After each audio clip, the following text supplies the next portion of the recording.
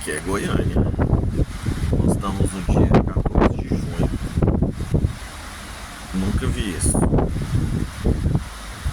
Nunca vi isso nem morando fora do Brasil. A quantidade de raios estão numa tempestade elétrica aqui. Tá coisa assim esquisita. Chovendo. Normalmente é época da estiagem, não chove, não vento.